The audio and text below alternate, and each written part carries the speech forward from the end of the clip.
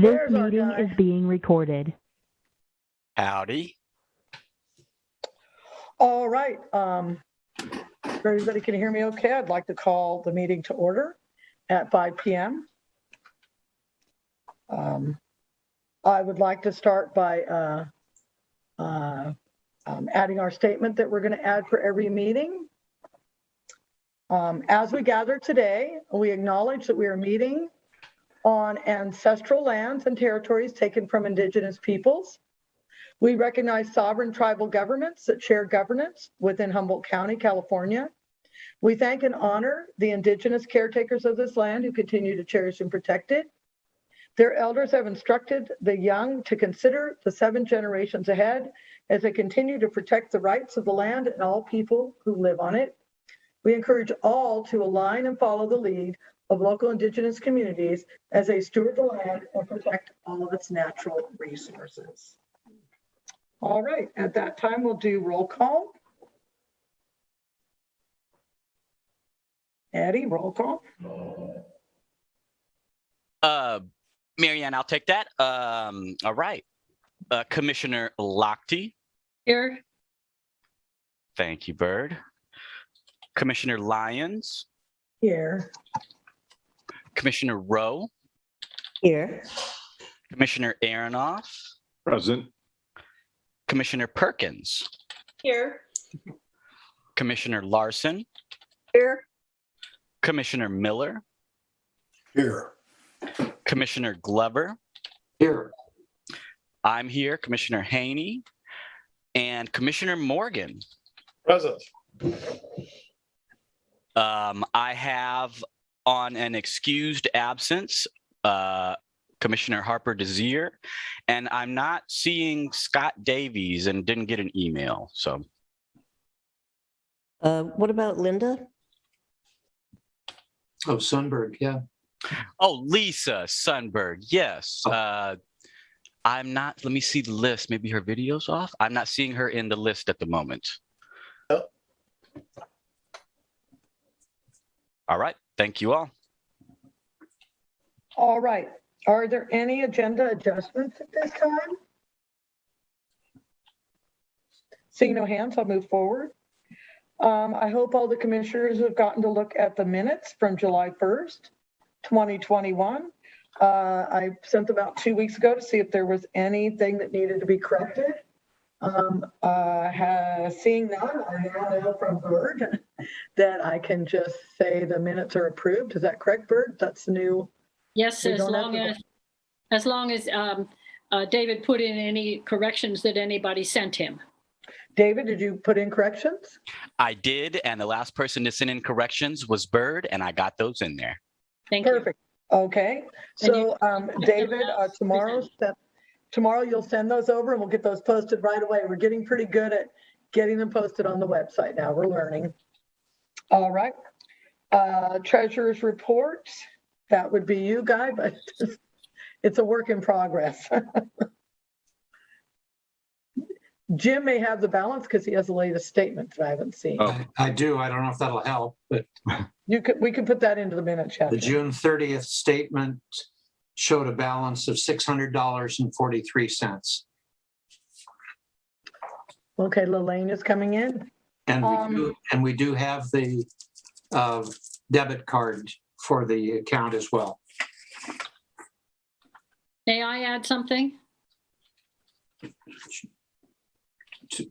Marianne, may I add? Absolutely. I talked with Denise at McLean, and they want to wrap up our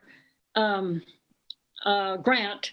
And she asked that we give her an idea of what we might be able to spend, particularly on things like the internet and any of our technical costs before the end of the year, and get it to her.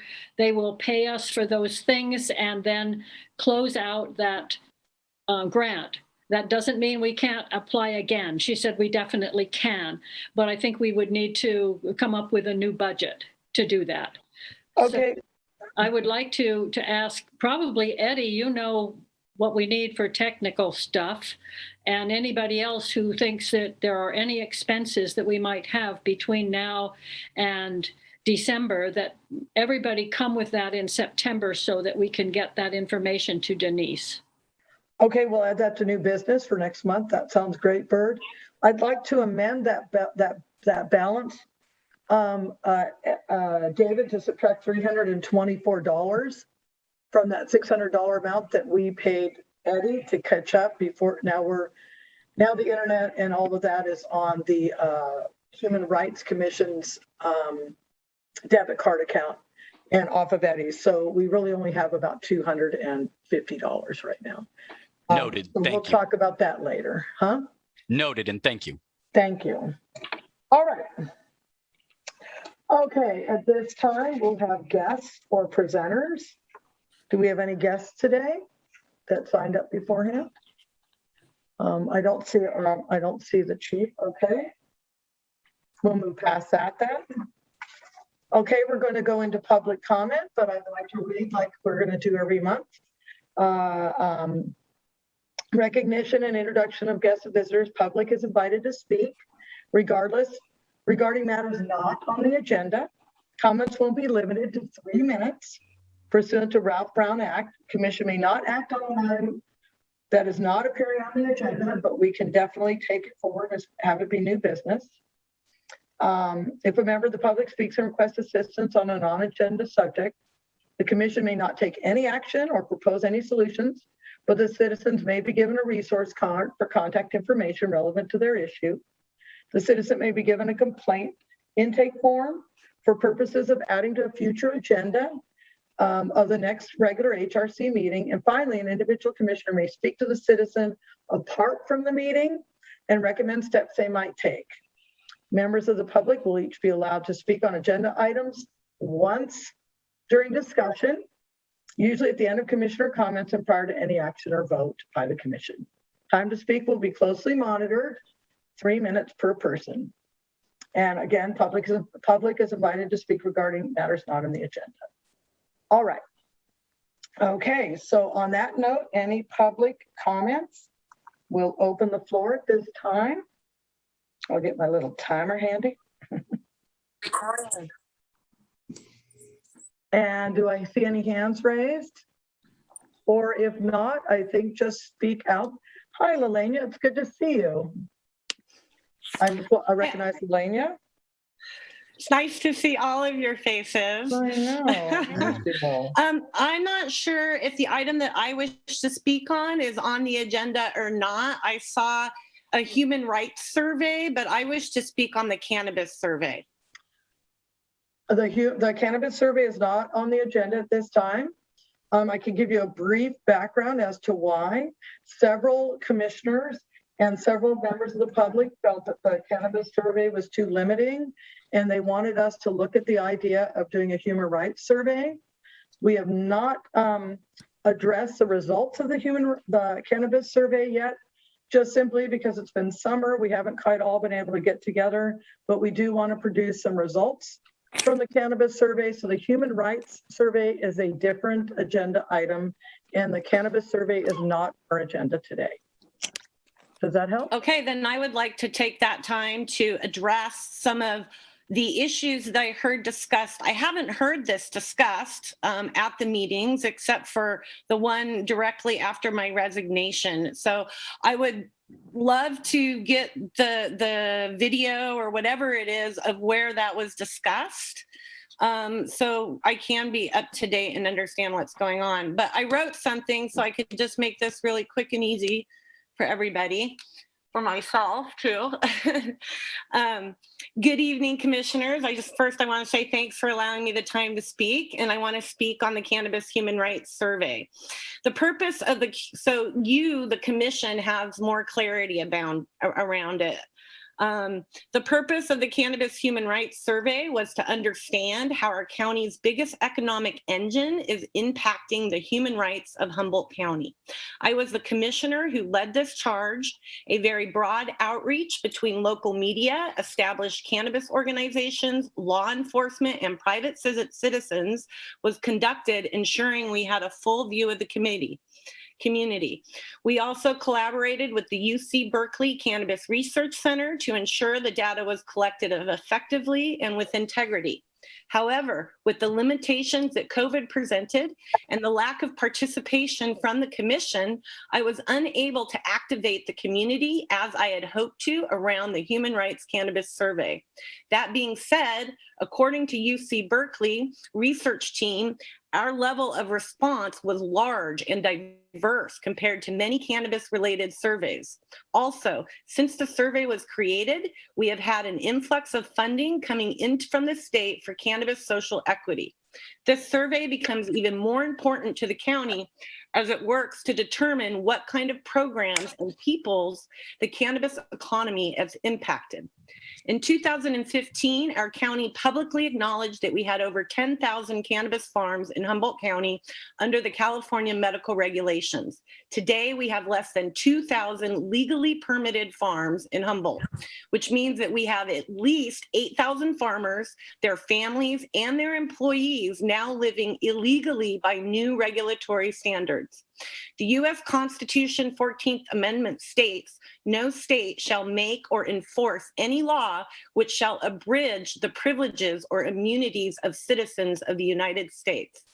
The purpose of this survey was not to address policy issues, but to identify if we have a population that is disenfranchised and not heard, as well as identify how, if cannabis has or is impacting human rights in our county. The charge of the Human Rights Commission is to represent the disenfranchised and to be a voice for those who cannot be heard. I want to address something that I've heard the commissioners ask. What does cannabis have to do with human rights? The biggest economic engine in our county for a few decades has been cannabis. 10 seconds left. What does economics have to do with human rights? I will quote the researcher and co-author from the Danish Institute of Human Rights, Stein Jorgensen. Globally, there is no trade-off between human rights and economic growth. Rights to freedom of speech, freedom in assembly and association, and electoral self-determination have a significant positive effect on economic growth. I have more to say, but I will leave that as my time is up. Thank you. Thank you very much, Lelania. I appreciate everything you've mentioned, and we will reach out to you and make sure we get that on the agenda, next agenda. Do we have any other, anybody else who's a public person who's here today that's not on the commission that would like to speak at this time? Mary, really quickly, could we ask Lelania to send that in so it could be added to the minutes, her comment? We could do that, although we would have to do that apart from the meeting. And that's why I was saying I would reach out to her because we're not supposed to comment here. Okay, Although I just want to make sure I have the appropriate, what needs to be. I liked what she said too, so I will make sure that I tried to call her before and I'll call her after the meeting too. I look forward to talking with you, Lelania. Do we have any other? Oh, I see Nicole Norris has raised her hand. The chair recognizes Nicole Norris. Hi. Oh, let me get out of here.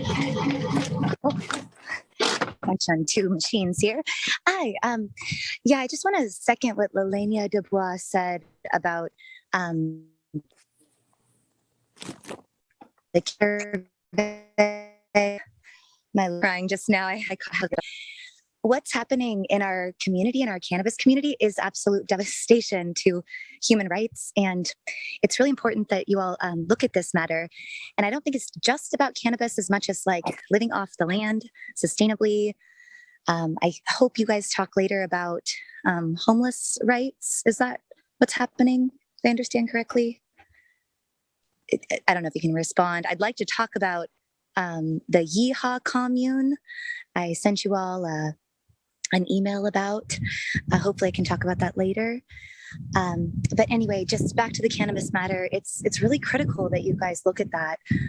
Even if you don't live in Southern Humboldt, where 75% of the abatements went, it's going to impact your area of the county as well.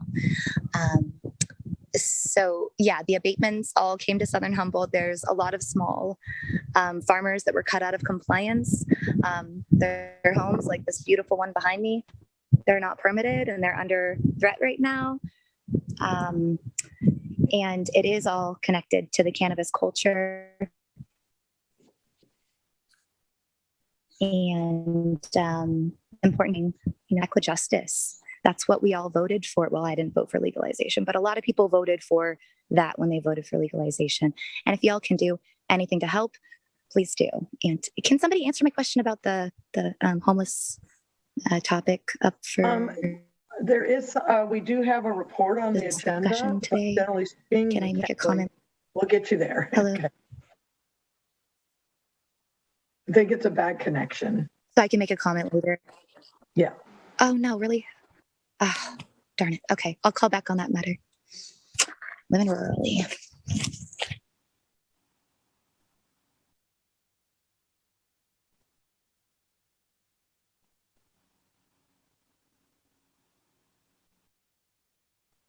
Mary, you're muted. Yourself back on. I was trying to help her with her feedback. If there's, are there any other public comments at this time? Seeing no other hands raised, we'll move on to commissioner communications. Do we have any new commissioner communications? Bird, Rick recognizes Bird. I would just like to mention the fact that Charlie Bean died last week or 10 days ago. And there was a wonderful article in the North Coast Journal about him. I would like to suggest that we put that on our website with perhaps a few sentences about the fact that he was a very important member of the Human Rights Commission, because that is not in the public information that I have seen. He was a very important person for several years. Besides all the things he did in terms of a Disability Act, he was a very good commissioner and important to our commission. So I would just like to see us recognize him on our website with maybe a few sentences about his contribution. That's a great idea, Bird. I agree with that too. Yeah, he was a tireless advocate for those folks. Very, very strong advocate. Bird, I'll call you after the meeting to get some more information about that, and we'll get that posted. At least try to get it posted on the Facebook page whenever we get access to the Facebook page. And I'll see what I can do on our website. All right, are there any other, sorry, Chair recognizes Carol.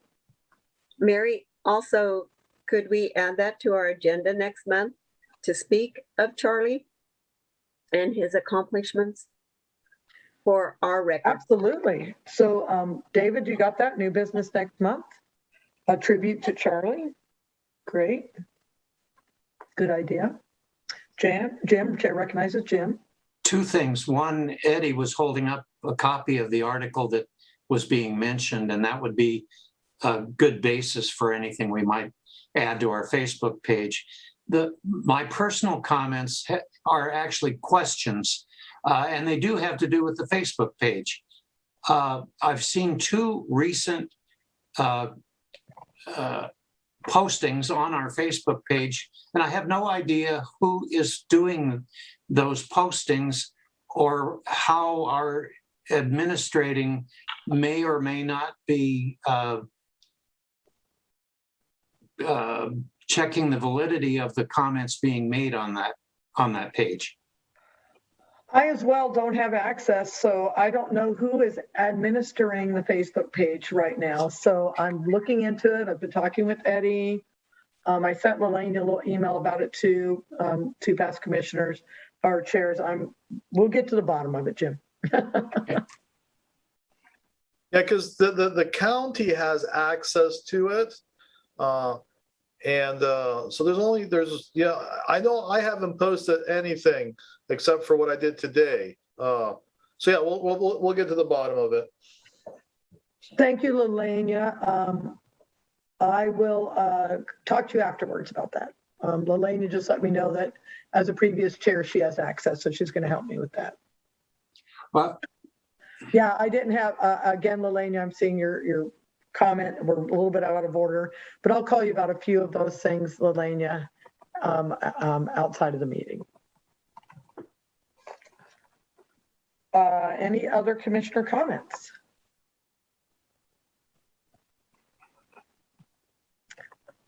Okay, how about let's move on to any emails, regular mail, phone calls, anything anybody wants to report. I am pleased to say that I've worked with the county to be able to have access to the hhr.co.humboldt.ca.us account. So I'll be going through emails there to kind of get caught up on some things. It was kind of a kerfluffle, so I wasn't able to get the online banking started like we've been trying to do, but we're getting there. Larry, Chair recognized. Yeah,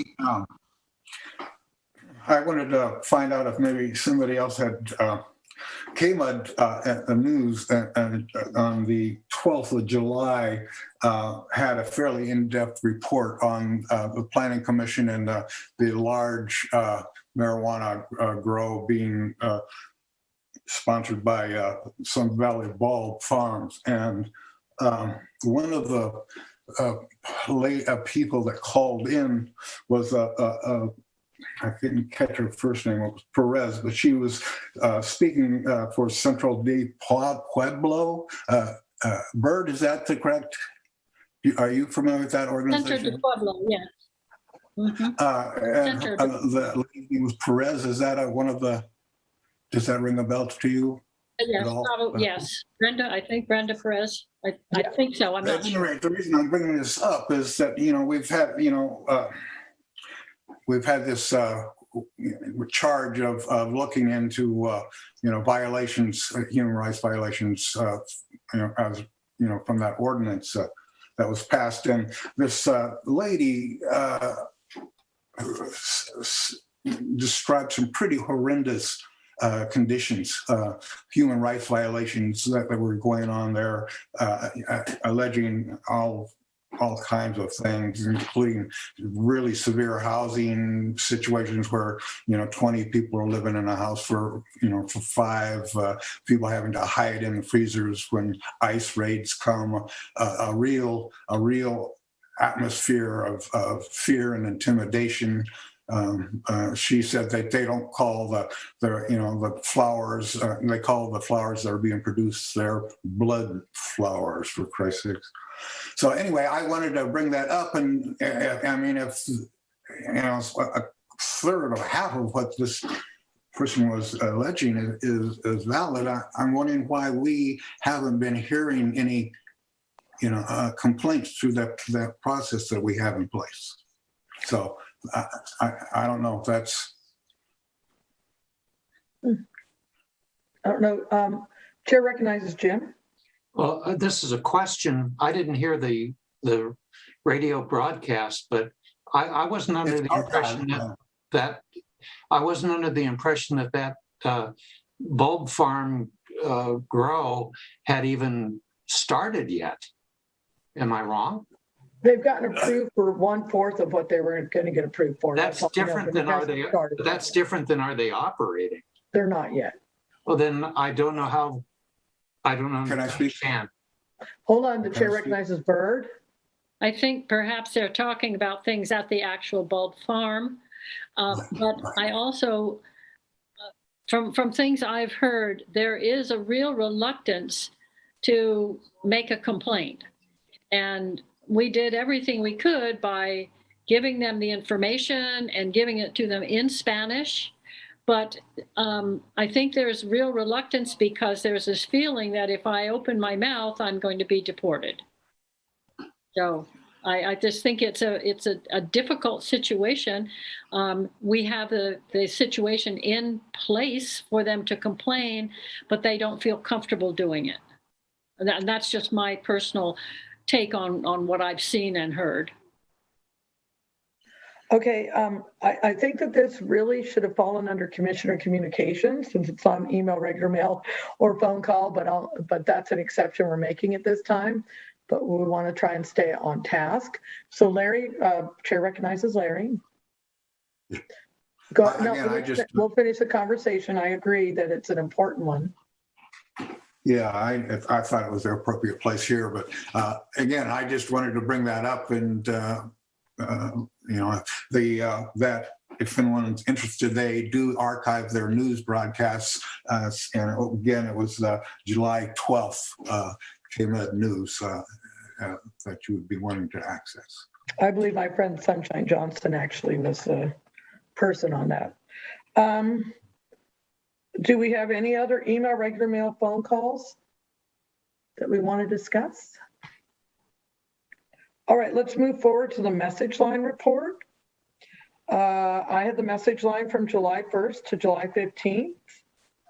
I received not too many. I received 3 messages and was able to resolve. One wanted to know when the grand jury report would come out, and we let them know it was next spring. A couple more wanted to let Larry know about the that from Vernon Price, and Larry took care of that by reaching out and leaving a message.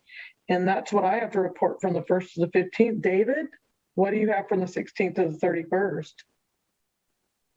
Thank you, Mary. I appreciate that. Yeah, during the entire 2-week period, I only got 3 calls. One of them I was unable to follow up on in any meaningful fashion. They said that their rights were violated by by CHP and EPD, but they didn't leave any kind of identifying information about themselves or a way to reach them back, and any kind of elaboration on what the violations were, unfortunately. The other 2 calls that I received were people in the community that were in the mental health process in the county and needing more support with that. And literally just one of them was waiting for a new patient advocate.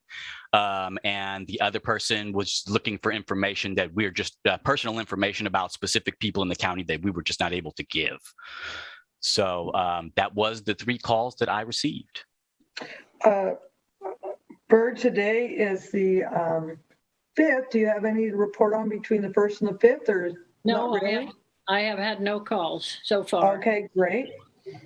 All right, we're going to move forward and find out. We now have. Hands up. What's that? Yeah, Oh, sorry, Carol. Go ahead, Carol. Chair recognizes Carol. Thank you. I'm sorry I missed the last meeting. However, would it be possible for Larry or Eddie to let me know what happened with all those phone calls that I received during my time? Were you able to help the person out? Remember, there was a female in the county jail. By the time go ahead, Eddie. Yeah, by the time that we got to her, she was no longer there. Yes, and we have a list. I'll send you the list, Carol, of where all the information goes.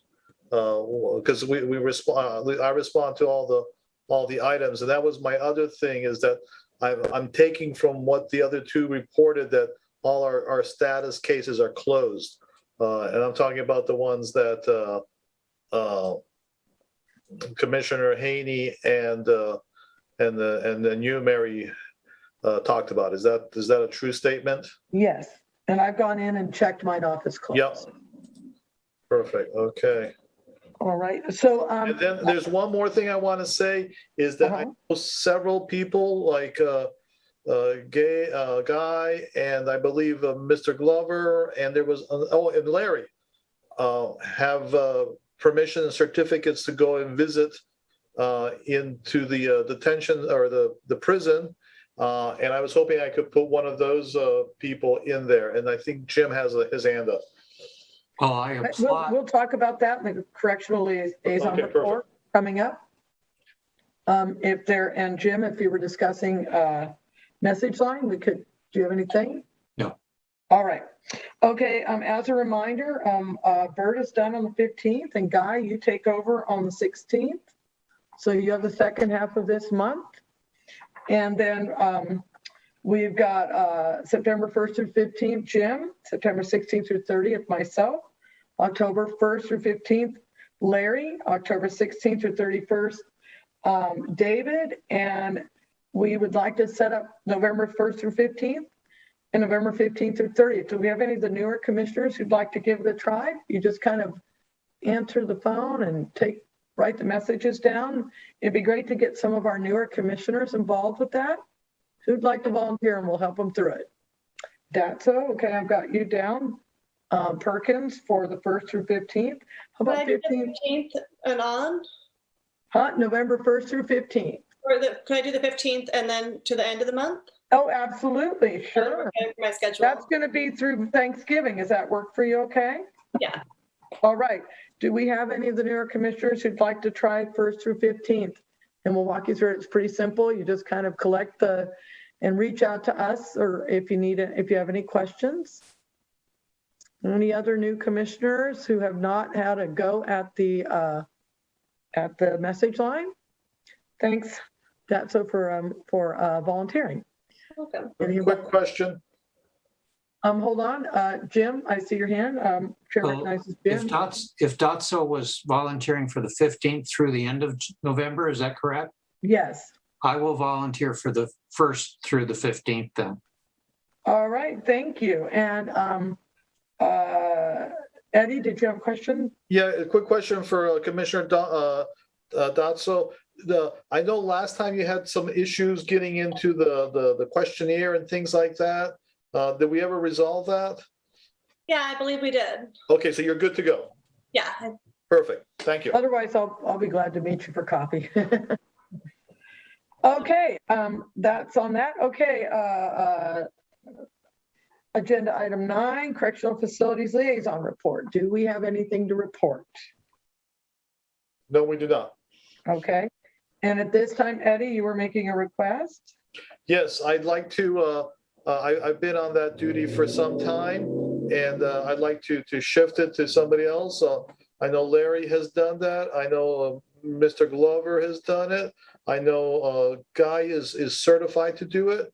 And I believe, Mary, you're also certified. I think that was the last email I sent. So more than happy to go with or kind of just show the process, or even go with one, but I'd like to put somebody else in there. And then I'd love to volunteer as a phone answering person in the future.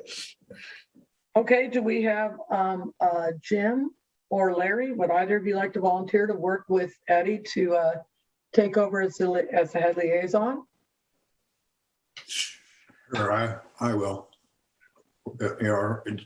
Jim's got so much on his plate, but if he really wants to do it, I'm not raising my hand for that. I've applied, but I have not yet been notified that I've been approved. That's why. Have you been approved? Because normally it used to be one male and one female. So it was just Eddie and I. So have we, yeah. So Larry, you're willing to do it, and we'll work it out between them. Are you still the female volunteer though? Mm-hmm. Okay. No. Sure. Sure, Eddie? Point of clarification, we can have more than 2 people to have permissions to go to the facilities. It's just that they don't want more 2 people to go there. So we can have several people accredit, whatever the term we want to use, permissioned, but we can have more than just 2 people. So right now we have 4 people permissioned, I believe. And David Haney, did you apply, or am I imagining things? No, okay, so it's 4. It's okay. Yep. Larry, could you and Eddie, can you set up a time to meet with Larry and facilitate that transition? Yeah, so I that think Larry could take over next month. I think what we should do is put Larry on it, and then the next person that we need to go and visit, Larry and I we can go through the process together. Does that work? How's that work for you, Larry? That would make sense. Sound well, good, I was thinking, yeah. So And at that point, that's when the point would be that we are informing the jail that I'm now the liaison. And until that point, you would still. Your background check would have to be approved. So we need to find out if your background check was approved. His background check has been approved. His has been. Yep. Great, perfect. All right. Carol, recognize Carol. Mary, is it possible on our agenda, under the Correctional Facility Liaison Report, can you add the names of those individuals, our commissioners, that are approved to go through? Yeah, And the reason I asked, it's not really a committee, but I don't think there's anything wrong with doing that. Does anybody else think that that doesn't follow any protocol? Bird, No, what do you think of that? No, that should be fine. Just, Okay, great then. Good suggestion, Carol. just put them as approved visitors. Yeah. Perfect. and the reason I'm asking is when I was on the phone and I had over, I don't know how many phone calls from this one individual, she was a female, and I didn't know who were the liaisons other than Eddie. And I knew Larry was on there. So if I would have known you were a visitor, I could have sent you the information because she was a female. Carol, I think that I also listened to all those messages because unless it was a different time frame, and I did reach out to the jail on that, but she had left by then when I listened to the messages. But that's good to know. I agree with you. I think that's smart. Larry, I see your hand. Yeah, I think we need, maybe clarify some protocol in terms of how we go forward with this. For sure, I'm going to want the names and, that of everybody that's been approved for visitation. But I think in the future, when the phone calls come in from somebody from the jail, then they should be referred to me immediately. And then I would, if I can't go, I would, assign, one of the other, people to go. Actually, I think I'm going to try to have two go visit whenever possible. But and at some point then, I think Eddie and I will, I think that's a good idea. He and I will go to the jail and get an opportunity to meet the new liaison there. And if the protocol has changed and we can have more than one female and more than one male, which wasn't the case 2 years ago, if that has changed, it would be great to have another female too. So if anybody on the commission who is a female would like to also become a liaison, because there's not two women to go into the women's side at this point. Carol, I see your hand raised. Carol, I'll make sure to get you the application. Okay, awesome. Thank you. Okay, and Chair recognizes Eddie first. Go ahead. So Eddie?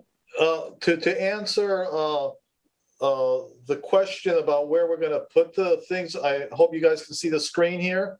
And so I'll have a link down here, which will have all the people that are certified to go to the prison right down here, if that makes sense. excellent, Okay. great. Good. Is that public or is that a private? This is for the commissioners. Okay, okay. And Jim? Could either Eddie or Larry, depending on who goes first, determine whether or not my application has been approved? Because then I could be added to that list. And Larry? I was going to just ask Jim, if when you submitted that application, was there a person that you submitted it to? Do you remember? There's I can't. It went to Sarah. I don't know her last name. Yeah, Officer Sarah. Yeah. But she wasn't the one that actually got it from me. Another person met me at the door and took my application and said she would give it to Sarah, or the other way around. I'll just give her an email back asking. That's what I did. You can submit your application online too, Carol. I'll get you that link, okay? Yeah, that's what I did actually. Right. Okay, that sounds like some progress. We'll kind of get that all dialed in to to at least say that all the transition went successfully by the September meeting. Sound good, everyone? Great. Okay, standing committee report, sanctuary ordinance, Commissioner Morgan. Nothing. I have nothing to report on that one. I haven't made that much progress. I know David Haney and I were supposed to meet with the sheriff, and that's just hasn't transpired. And I'll take responsibility for that. Okay, I believe that it's been a couple months. So, and also I believe there's only 2 people on it. Is there anybody else who would like to volunteer for the sanctuary ordinance? Eddie, could you give a brief description of what the sanctuary ordinance standing committee is? Basically, the sanctuary, it's something that's mandated. It's something that the county asked for. And basically our responsibility, if that somebody did report sanctuary, we, especially the chair, we'd have to process the paperwork. That's the bottom line, and supervise it.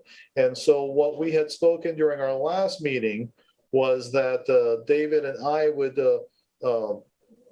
meet with the sheriff and see if we were on the same sheet of music of the process. Because I think what we agreed in the past meetings is that the process is unclear. I think nobody has applied for sanctuary. We haven't been asked to do it. But if we were to ask to be put into action, I don't think we have a clear picture. And so we wouldn't move as fast as probably we wanted to. And we wanted to clear that up with the sheriff, but we haven't got there. Bird has her hand up. I think that Chair recognizes Bird. I think the committee is supposed to accept any complaints, not necessarily somebody asking for sanctuary, but Right. for complaints against the ordinance that was voted by the county. I mean, the voters in the county approved the ordinance, and we are part of that ordinance. It's not the county, it's the ordinance telling us what we're supposed to do. And it is just to accept and decide what to do with any complaint that comes in. Thank you for that clarification, Bird. So at this time, Eddie and David, do you want to have an additional member? I think that would help. I know it helped me. I've been busy. Oh, we got a hands up there. I'm not trying Okay, to Guy. We're going to add Guy onto the Sanctuary Ordinance Committee to at least kind of be following along with it. Larry? I was wondering if maybe that committee could look into getting somebody from the Central Pueblo to come and speak to the commission. Just to, sort of try, some real straight speaking about, why this isn't being utilized. I think, again, there was a lot of people put a lot of energy into getting that thing passed, and it's just been sitting there, and that's kind of a shame, I think. So I just wanted to throw that out as a suggestion. All right, committee members, you guys have heard that. Chair recognizes David. Yeah, I completely agree with Larry. I think that it would be a great idea, and I can actually reach out to Central del Pueblo and address that. I think it's a great idea. And then Chair recognizes Eddie.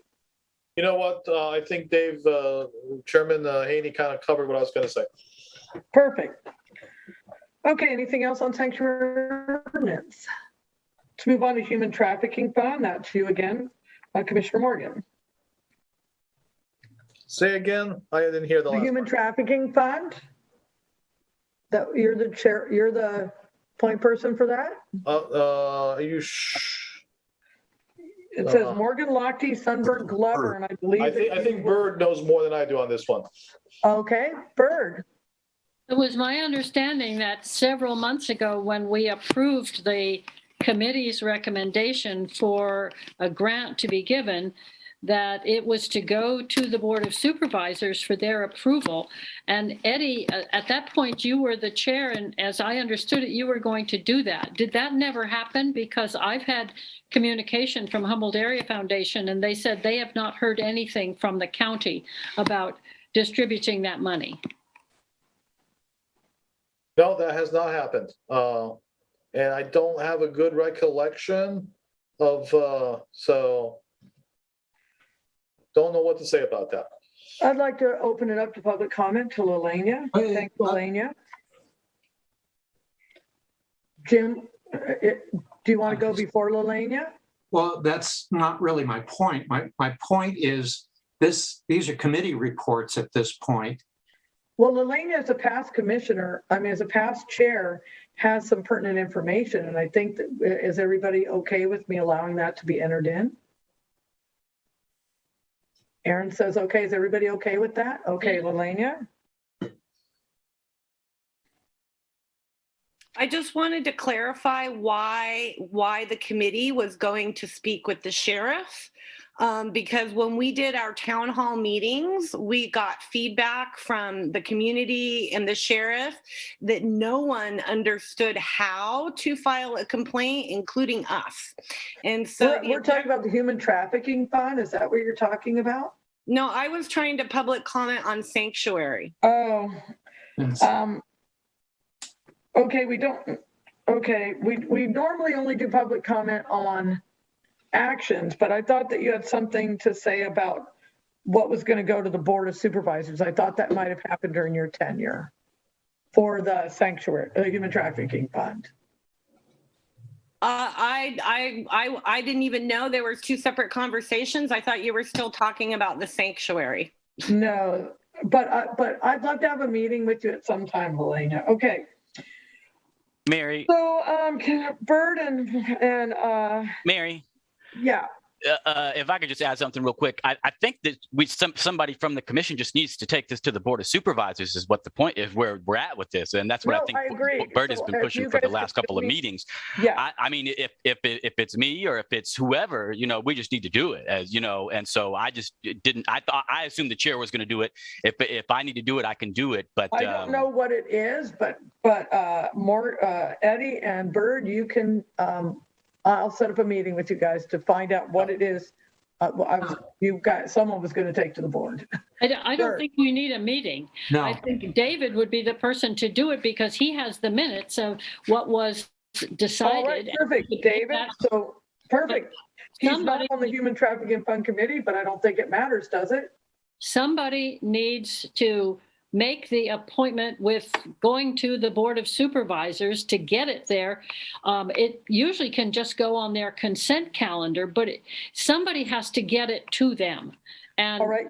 What I can do is I can take what happened in the minutes, send that to Mary, and hopefully from the HHR email address, the chair's email address, maybe she sends that to the Board of Supervisors for approval. David, would be great. David, let's call and meet about that. I'll meet you about that later. Thanks, David. That sounds for stepping perfect. up. All right. And any other comments on the Human Trafficking Fund? Yes, Bird, go.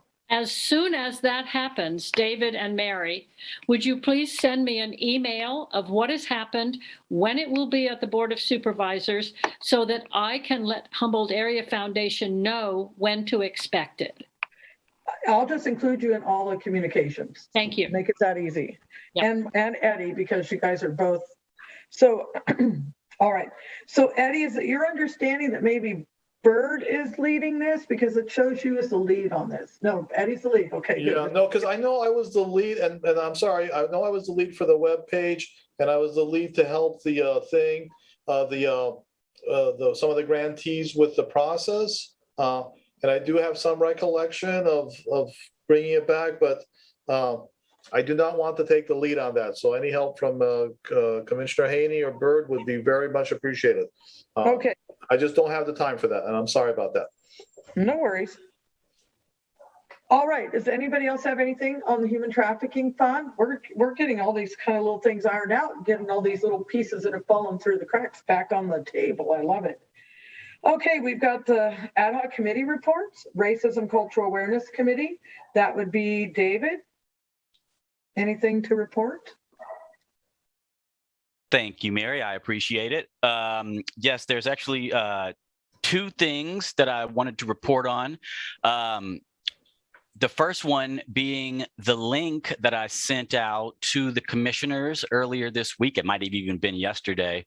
The Humboldt County Bypoc Students Listening Session Report Could you share 2021. that? Are you able to share that screen? Absolutely, I can. I'd like, yeah, so that, because not everybody who's at this meeting will have been able to see that. And I'd like to, You got it. Sure. Let's see here. It's this one. I'm not sure if I could only see what I can see. I don't know if it's coming up for you Yep, guys. it's coming up. Oh, perfect, perfect. Yes, and this was recently released to the public, and I just wanted to take a few moments to specifically thank the members of the community, the students in the community that made these listening sessions and this report happen. Thanks to Alana Smith, Aristea Salisbury, Sharon Blank, Dawn Arledge, Tom Jackson, and Bella Vaz Broughton. For making this happen, as well as the other groups, the All Black Humboldt Student Union, for making this report happen. But this is basically a report giving data around the listening sessions that happened last year.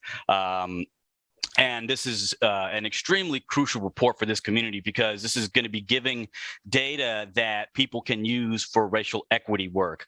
But most specifically, I'm asking as a community member for the community to take just a few minutes to read this important report because it not only lays out demographics towards the top, but it also gets into recommendations here. And I really think that this is important for the community to know what was discussed during these listening sessions and to take this information into consideration as work is moving forward related to human rights and equity work. Again, thanks to the people that made this report possible. That's very important work, and thank you.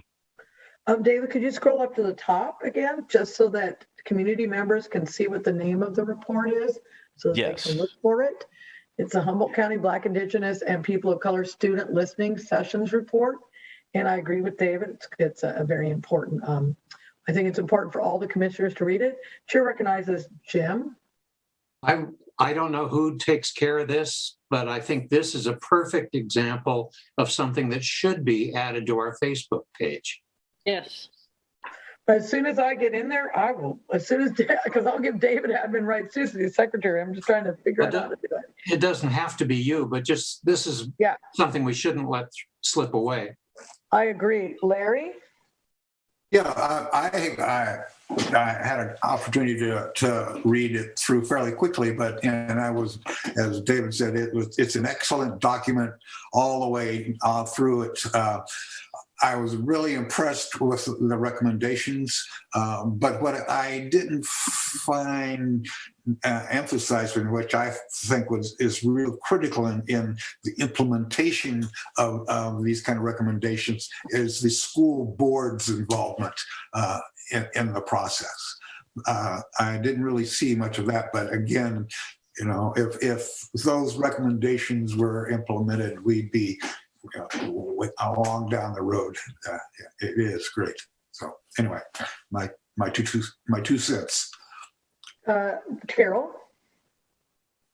Thank you, David, for sharing this. I did read every single word of this report and the recommendations. Some of those recommendations have been implemented. I just wanted to share the comments that were made by the students are the same comments that would have been made when I was going to college as well. So things have not changed. Really struck a nerve, huh? That's. I want to just really quickly say, in response to Jim, I am going to get this link onto the Facebook page for the Humboldt County Human Rights Commission right now, actually, and I will put it in the meeting minutes for this meeting as well. Good. Thank you. So I'm sorry, I'm off topic. So David, you do have access to it because I remember sending an email trying to get the two of you on having access to Facebook, being the secretary and the chair. So you do have access to the Facebook.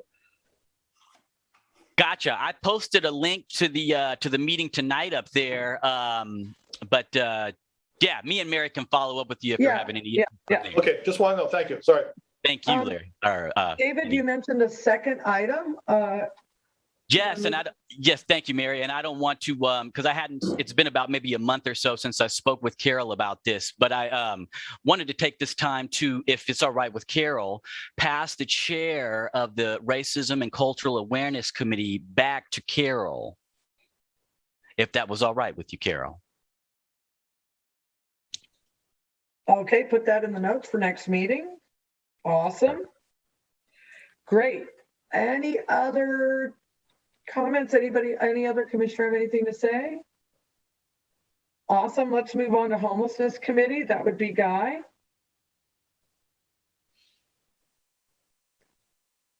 You're muted, Guy. No, I know. I'm taking notes over here. So the pen only moves so fast. I know. I feel you. Homeless Committee, we actually met a couple times discussing issues regarding it, and I've been rather busy with a variety of meetings. I didn't speak earlier because I figured I'd save it because it was all pretty much connected to homelessness, but Larry contacted me, I think it was Sunday night, back mid-July with Vernon Price, and we met with Chief Watson and the Eureka PD. There was 2 other police officers there involved in the homeless issues. I guess Vernon has got a legal action against the city. I met one of his attorneys, Rebecca Smith, with Legal Services. That was an interesting meeting to actually sit in, lasted about an hour on Monday morning. So it's kind of a quick turnaround over there.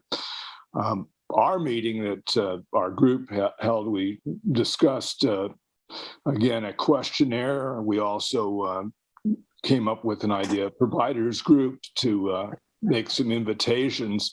But after meeting with the police in Eureka, I went to their site and took a look at the questionnaire, and I think I sent that out to everybody, but I'll post that too. But they put out a questionnaire in 2020. It's pretty extensive, and I thought it was excellent. We might have a few questions that we might want to add ourselves to it in the future, but I didn't think it was really necessary to re-go over the same material. They actually met with 260 homeless people in Eureka and asked them questions, everything related to education, job skills, how long they've been homeless, what kind of money, issues like that. As I said, it was an extensive survey, and I thought it would be one worthwhile everybody to take a look at. In the meantime, because of this idea with the state now allocating some large money to the homeless questions, I did contact Senator McGuire's office, and I spoke with, I'm just looking at my notes here, so I'm not looking at you for a reason, to Abigail Robbins, who I guess runs his office here.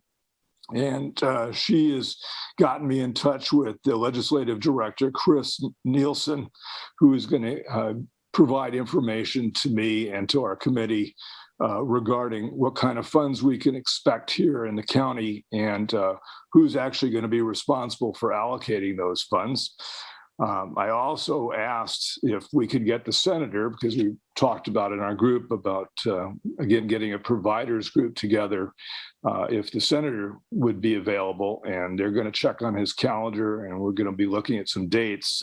In our group, we talked about an August meeting, but in light of the Delta variant right now, and it seems like the county is closing back up, I hear the supervisors and everybody else is probably going to shift back to the same kind of meetings we're holding right now. We might want to postpone any meetings at least for another few weeks. Plus, of course, we might want to hear what the money is actually going to be. In addition, and I don't want to hold this meeting too long, in addition, I did talk to Connie Stewart, who is interesting with David's report there, that student report. It's, I guess, the same group. It's, let me see if I've got a copy of it. I think I may have shown you guys this before, but this is the copy that was put out by Rural Health in Humboldt County in 2010. And it's got some interesting information, although sadly not very much dealing with the homeless issue. I asked for some updated information. She passed me on to Dawn Arledge, and they're going to get me some updated information on the homeless that, again, I'll bring back to our committee and then hopefully bring back to this group. And then one other person that I got in touch with is Jennifer Maguire, as opposed to McGuire.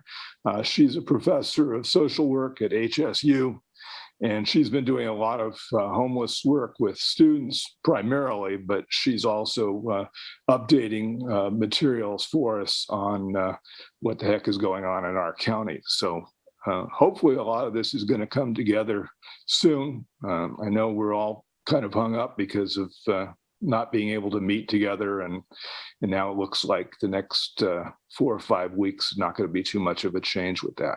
But that's kind of in a nutshell what we've been doing. All right.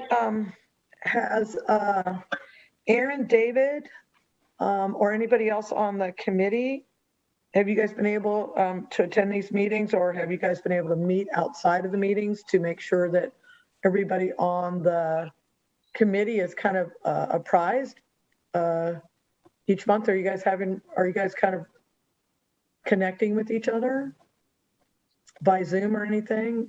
I was present. I've been present at all the meetings, so I don't know about anyone else. Okay, good. I'm glad to hear. That's good. That's a lot of action in the last month, considering we're in the middle of summer and Delta variant. So great job, you guys. Anything else on the Homelessness Committee? Okay, let's move to the Human Rights Survey Committee with. I'm sorry, Mary. No, you're fine. And I may be wrong on this, but I thought we were going to discuss the stakeholders meeting. That's my understanding too, David. I don't see that, but is it in? I see the Homeless Committee Providers Invitation discussion. We mentioned talking about a provider's letter and, to invite them. I thought that's what we were going to also discuss, but I figured we might want to be holding off on that, in light of, everybody's postponing face-to-face meetings. And I think this would be something we really would like to do face-to-face. I don't know. Well, I worry though. I hear you, Guy. But it may be difficult to get people face to face. Yes, it will be. Sorry. You're fine, Aaron, and potentially for who knows how long is the worry. Meanwhile, there's people with needs right now. I've seen not a whole lot, but people with stuff outside right now. So there's things happening. So people need some help and protection and support. Sounds like a committee meeting in your near future to figure that out. Well, I thought that we were going to get the stakeholders together, and we were coming to this meeting to have the commission approve us to reach out to the stakeholders. I don't think that that's I don't think that is a motion that needs to be put before the board. I think that that's something the committee can do. You can reach out and come back to us with results. And if there's an action, then we would have discussion and vote on it. But I don't think. Well, I don't think the board has correcting me if I'm wrong, but I thought that the plan was the chair reaching out, an email going out from the chair to the stakeholders in the community, calling them to a meeting. I hear you about, with everything like literally in the last couple of weeks here, or like literally this week, kind of all shifting back here with the Delta variant and whatnot. But if Mary's saying we don't, because I thought that we have to I'm more than willing to. David, I'm more than willing to send on behalf of the commission, but it would be up to the committee, get the stakeholders list together and et cetera, and I'll be glad to send that out. No problem. Perfect. I think that's all. That's the only thing that because we I had wasn't- wanted to do That's what there. you're talking. Okay, great. Add that to your list of things to discuss with me. And thanks to Guy for all the great work that you're doing, know. and Aaron and Guy for having the meetings, because that's great work that's been happening. And I'm really glad to see it, because I have an uncle that's homeless on the streets of LA right now. And so, this is a topic that touches close to home for me, I appreciate the good work. Thank you both. I think most of us are one paycheck away from being homeless. Chair recognizes Larry. Yeah, I was just going to mention that I really appreciate Guy stepping in and meeting with Vernon. This is, he was able to respond within 24 hours. I got into a situation I was not going to be able to attend with him. And so, that was really great. I really appreciate him doing that.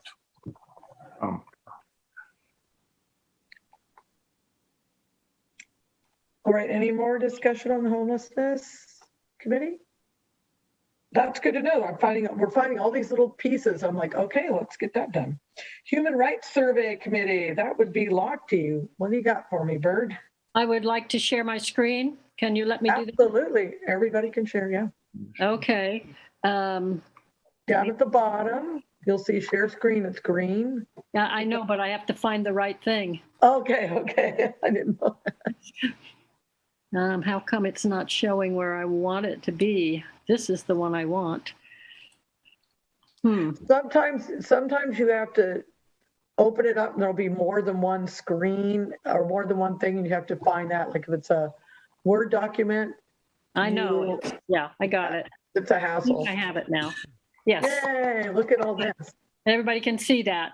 Expect nothing less from you and Jim. This is the report Jim and I met, and we spent quite a bit of time looking at some things that Jim had found on the internet and putting together what we could do. We started out with the goal, gather the information to improve the quality of life for all Humboldt County residents by reducing incidents of discrimination throughout the county. That's the goal.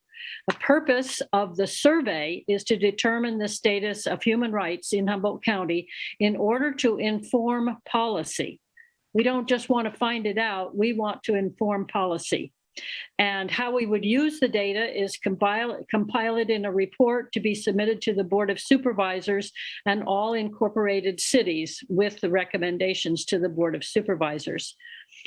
Decisions that need to be made, we were given just till the end of this month. We would like to extend our committee until the October 7th meeting. We need to talk about distribution, when, how, and where the submissions would go when somebody fills it out, whether it's digital, paper, or both. Oh my goodness, I just have typos. The analysis, who will do it, possibly Humboldt State student or personnel. The report with recommendations to the board and when or if we make it public. And then we thought we needed to talk with media for collaboration in distribution. And we need a tech person for putting it on the website and maybe some more if it's all digital. We don't have the tech expertise for that. We need to have someone who can do that for us. That is a possibility of something that we might put into the budget for McLean before the end of the year. Then we looked at the type of data that we would be looking for: demographic, national origin, ethnicity, sexual orientation, race, religion, and there may be all these other things: economic condition, houselessness, protected classes as they are listed in our brochure, evidence of discrimination, understanding of what human rights are, barriers to human rights, and suggestions and potential solutions. Getting specific, we wrote some things for what a survey might look like. And we talked about how we would ask people to respond. For these first two questions, is discrimination a problem in Humboldt County and are human rights protected in Humboldt County? People would answer as a major problem, somewhat of a problem, not much of a problem, not a problem at all. And then for these next two, which have to do with people with differences, whether how positive or negative do you believe that Humboldters are in accepting people from different cultures or backgrounds? And how positive or negative are you personally toward these groups in Humboldt County? And then we listed BIPOC, disability, religion, immigrant, houselessness, people on government assistance, mental health, addictions, LGBTQ+, and other.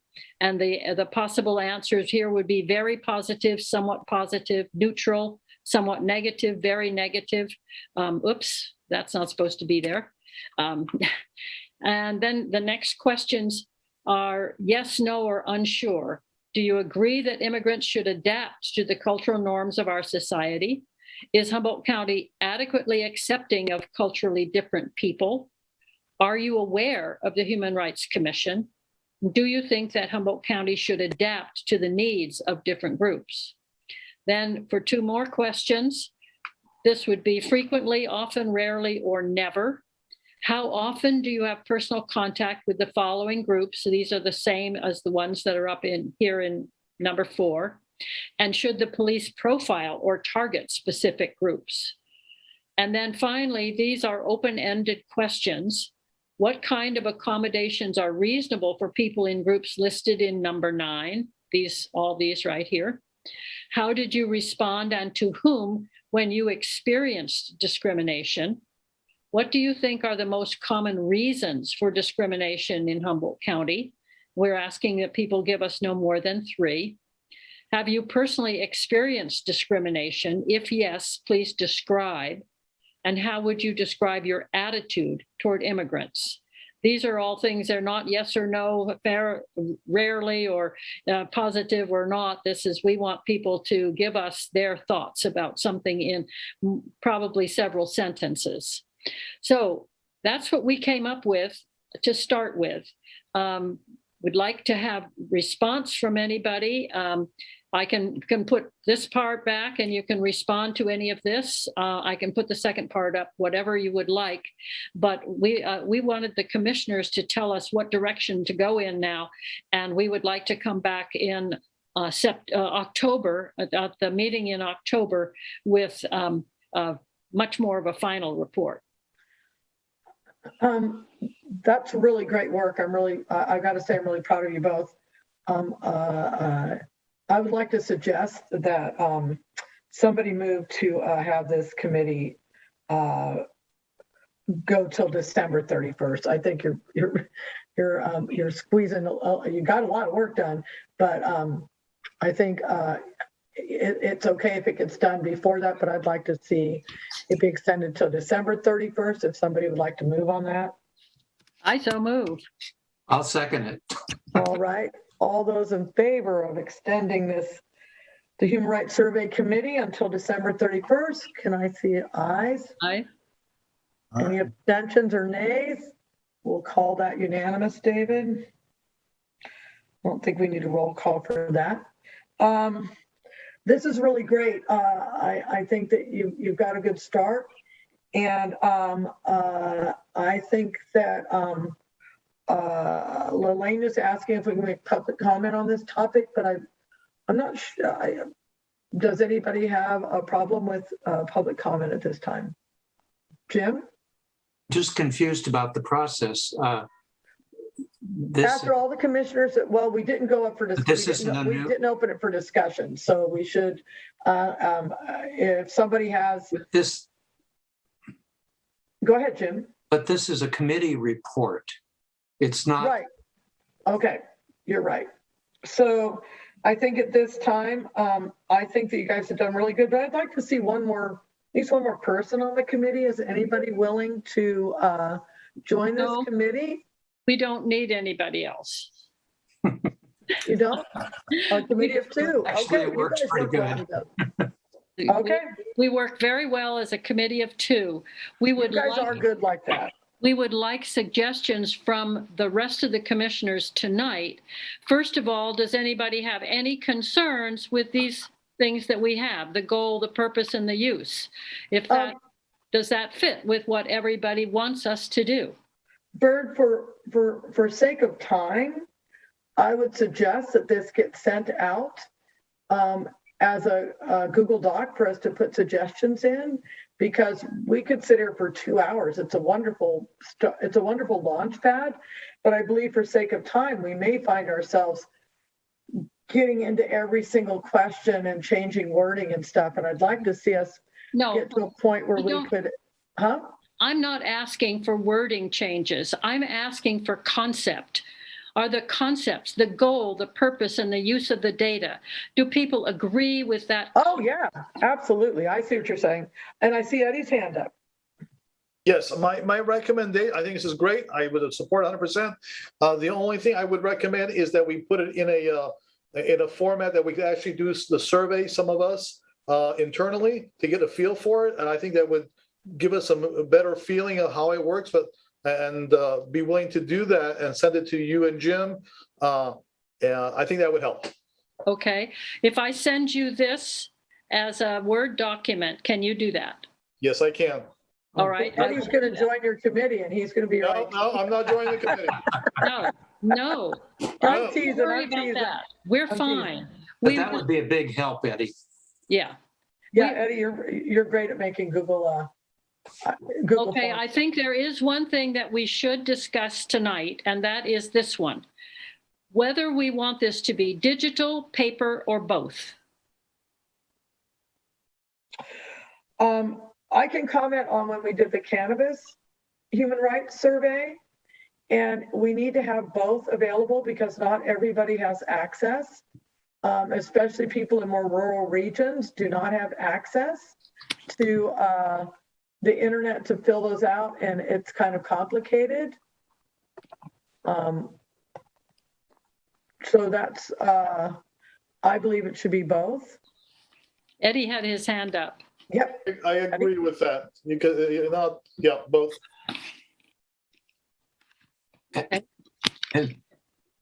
Then I think we will, Jim, you and I will get in touch with media to see about the paper distribution, and Eddie will look to you to put together something for digital. Okay. Yeah, we could have a tear out in the Time Center or something. So when we're doing a committee report, I have a point of clarification. When we're doing a committee report, is public comment allowed on committee reports? It's an agenda item, so yes, there's. That's what I thought.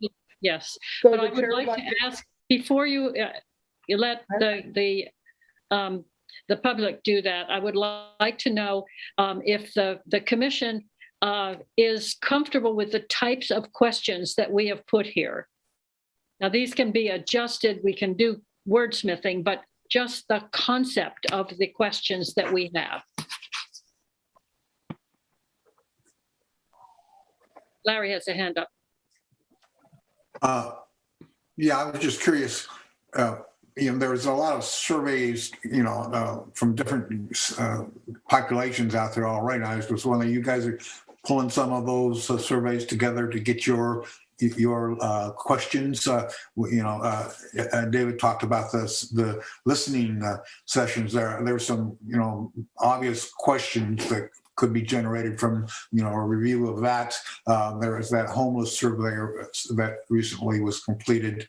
I was just thinking that where we could expand, elaborate some of the questions. We did look at several others, but I think it's a good idea to look at that new one too, the BIPOC.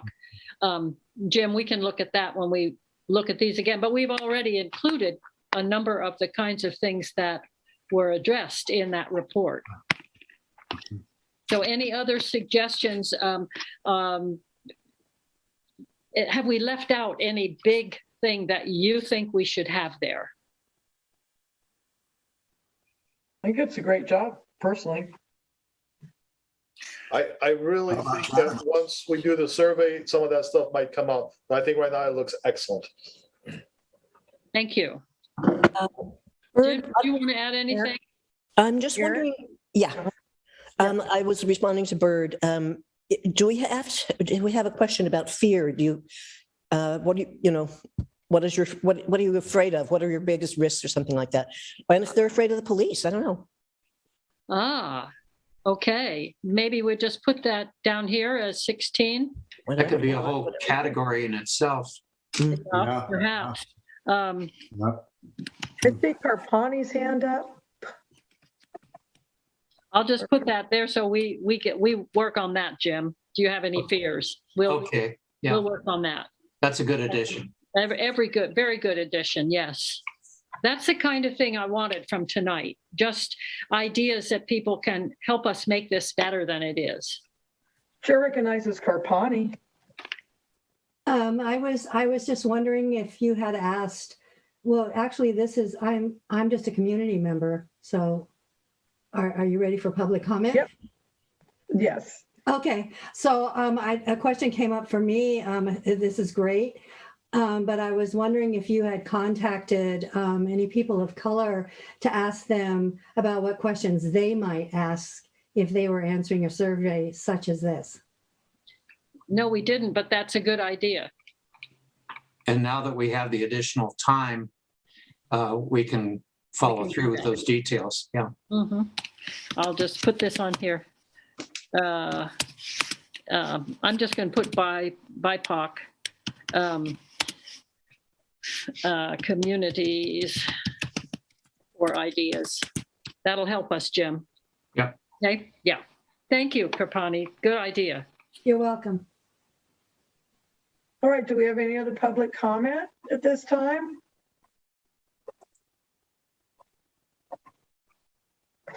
Very good work, Jim and Bird. I would expect nothing less from our illustrious SAGE members.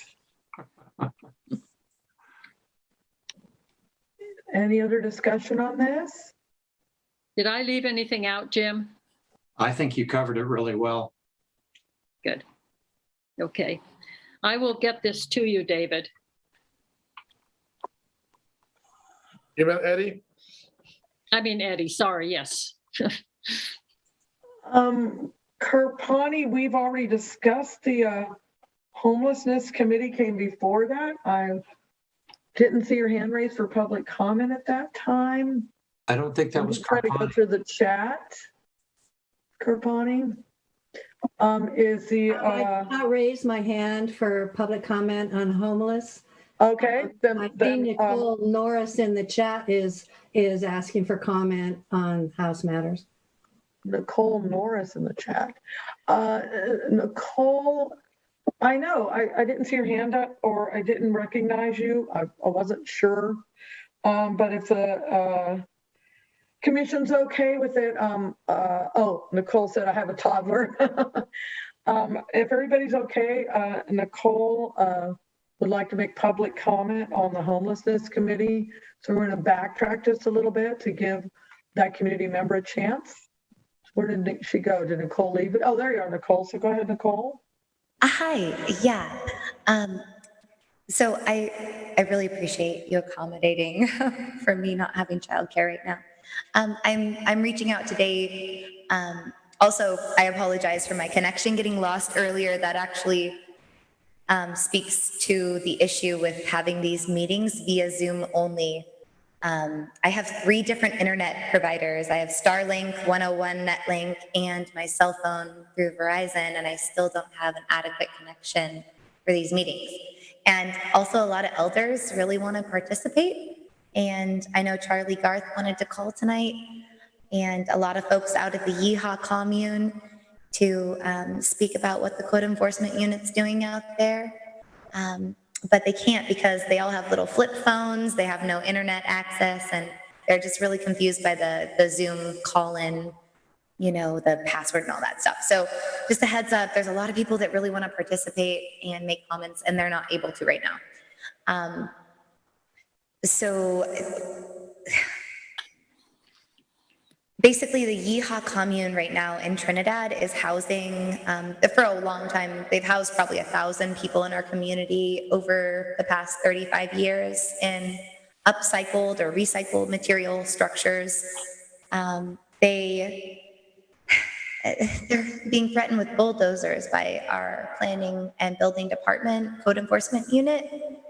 And late August, early September, there are 7 families that are going to be homeless because their homes are currently not up to code.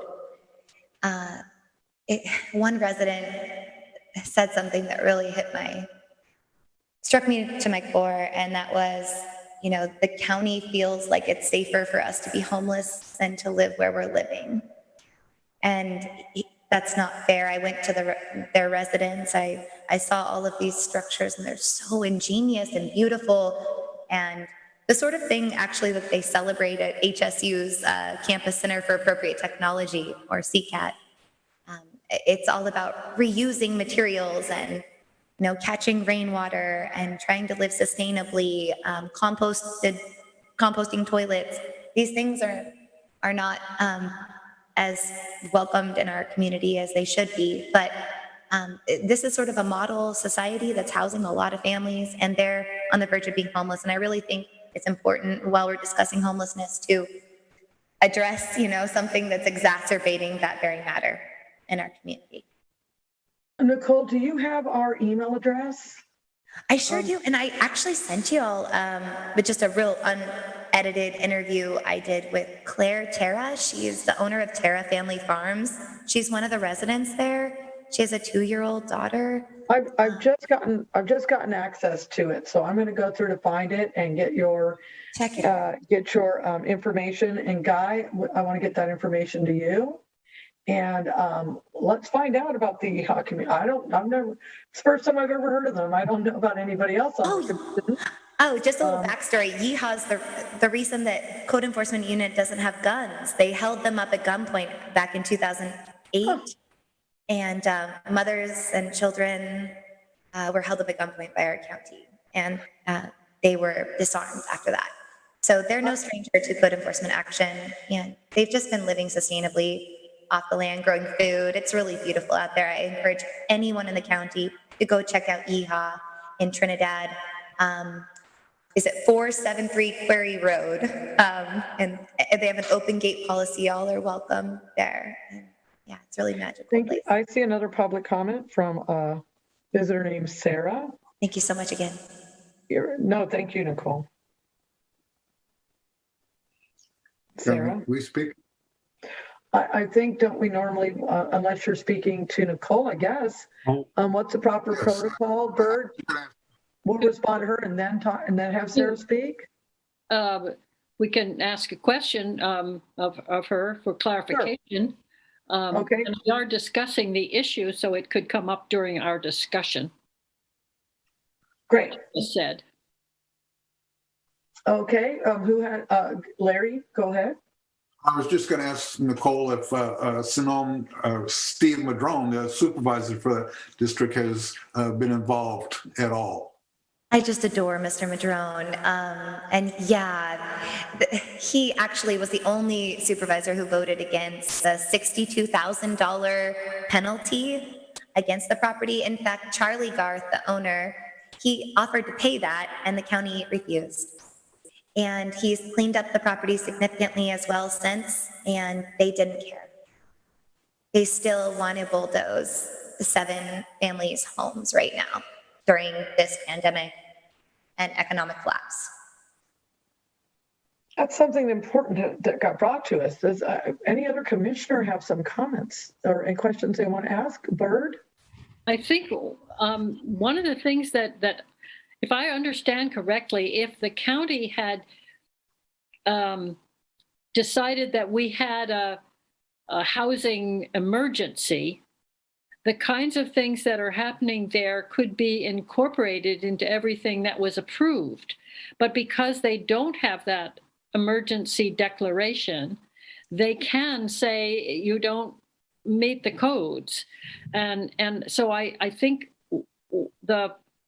maybe what needs to be is the push to, again, for the emergency, the declaration of emergency.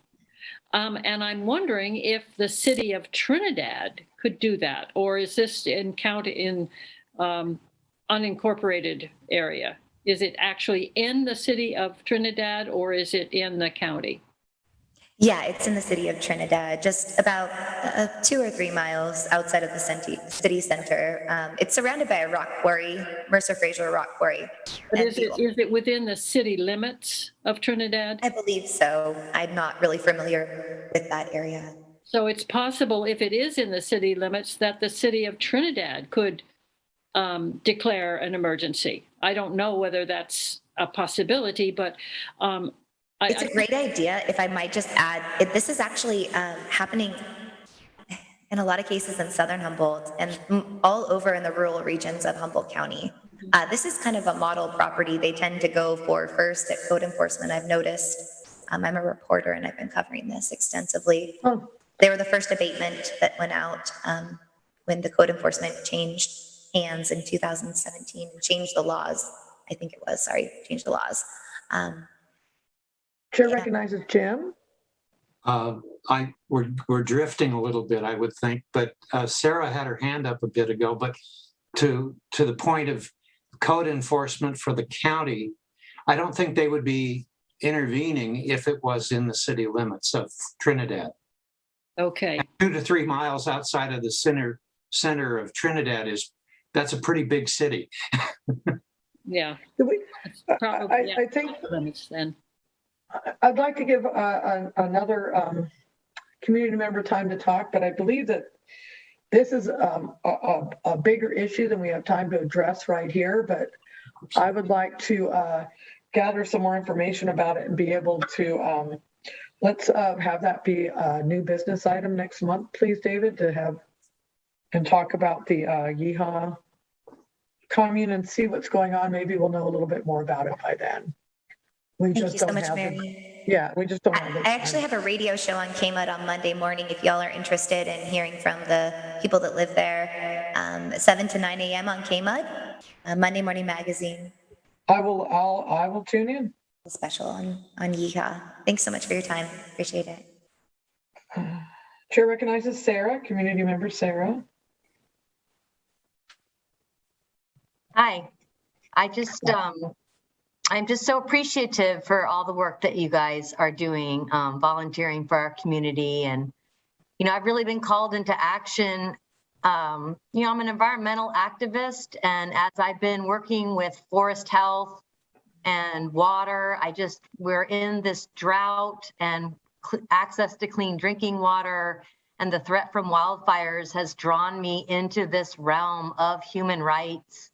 And what can we do to better care for our communities all around us? And, so grateful for you guys to be here. And I recognize your volunteer time and how challenging it's been with meetings during COVID. And, really all these things are done better in person, like looking into each other's eyes and feeling each other's, space to get some of these issues addressed. And I just really, again, want to thank you guys for making the effort to come together in this kind of virtual realm. And, Nikki and I have been working together on these issues of the Humboldt County abatement issues, and also been drawn into some of the cannabis permitting realm, because what we're really seeing is the shift in access to plant medicine, access to our ability to live on the land in sustainable ways. And I don't know how you individuals here can put any more effort into the work that you're doing. Just meeting the people in the prisons and jails and hearing them is just such a valuable thing. You have so much on your agenda, but I come to you now, I'm also on a fellow committee member on a Humboldt County committee appointed by Supervisor Madrone. In the Project Trellis. And I have faith that if we work together at this local level, at this community level, that we're going to be able to affect change. So I just want to let you know that we are, I just want to let you know that we're there, and that there are these issues that need to be addressed that apply to homelessness and access to clean drinking water and safe food. And I don't really know where else to turn except to you guys. So thanks for being here. Thank you for your comments. Thank all of you for your comments. However, we're going to go back, skip past the human rights survey that we were done with, and we're going to move to unfinished business at this time. Unfinished business, the EPD texting investigation situation. We have not gotten any updates that I know of from the chief of police. Does anybody else on the commission have any new knowledge? Larry? Oh, I was going to say, wasn't he, well, I thought we were supposed to get a report from him this. Well, we usually, Chair recognizes Jim. well, we usually have. This is the first time they haven't done a report. That's why we set aside 10 minutes in the early part of the agenda specifically for that. All right. So, Mary, can you inquire for us? Yes, I will. Chief, I'll send an email to him. Send an email to him in the morning. I haven't seen anything, Bird. Yes, I believe last time he said that he really didn't expect anything, any report for about 2 months. So that's probably why he doesn't have any kind of report today. I think so. That's what I thought too, but we wanted to bring it up. Anything else? Everybody happy about that? Okay, new business. Jim, are you ready to share possible logo for Human Rights Commission, creating our own? No, I'm not. No, the one that you emailed, that wasn't a good example of how the other county has their own logo. Do you remember that? I do remember bringing it up, but no. You don't have it as a PDF that I was Jim brought forward. Go ahead, Jim. Sorry. I was going to suggest that we form a committee to discuss ways to possibly create a new logo. I wasn't necessarily presenting one. No. You had that great example as part of your At any rate, I would like to propose that we form a committee to decide how we might interest the community in a competition to create a logo. I wasn't trying to present one. And I don't know if there would be interest. Right now, we're using the strict County of Humboldt official logo, which doesn't speak to me very much about human rights or people. And that's where I thought we might want to consider doing a competition of some sort. Perhaps the McLean Foundation could help to award prizes. But that just depends on the interest of the committee, of the commission, whether or not they're interested. Sorry, Jim, for making you think. I just meant you had that good example that had gotten you all fired up. I knew that wasn't it. Does anybody on the commission seem interested in? We got Datso. Does anybody else? Go ahead, Datso. Yes, I would be interested. I do graphic design. I haven't graduated with my degree yet, but I've been going to school for graphic design and raising my kids and working at the same time. So it's been going slow, but yeah, it's a passion. Well, all right. Would anybody like to move that we form a committee, or does anybody else want to discuss it? Mary? Mary? Yeah. Okay. Aaron, go ahead, Aaron. I would be willing to be on that committee. Sounds like there's some interest, Jim. So would anybody like to move to form a ad hoc committee to look at the possible logo for the Human Rights Commission? Does anybody want to make that motion? Aaron, you're okay. Jim's moving. I'll move that we do that and through December 31st. Does that make sense to write down, David? Logo for Human Rights Commission ad hoc committee. So we have a motion from Jim. I think Aaron was trying to second, but Bird seconding. Okay, is there any discussion on that, or can we move to approve? Larry? I was just going to say that's an excellent idea in terms of publishing our that we're here. If we could some kind of a competition to for the creation of a logo would be, like I say, an excellent idea to give us some publicity, the commission some publicity. So. Can I ask a question? Absolutely. We're in discussion. A bird might know the answer to this question better than I, but I brought up the idea that perhaps the McLean Foundation or some group like that might be willing to fund prizes for the best submission. Do you think that's a realistic? Put it in our proposal. Put it in our proposal to them. Yeah. Yes, I'm, before we leave tonight, I want to get that proposal. I've been making notes about the things that we talked about, and I wrote that down, prizes for the competition. Okay.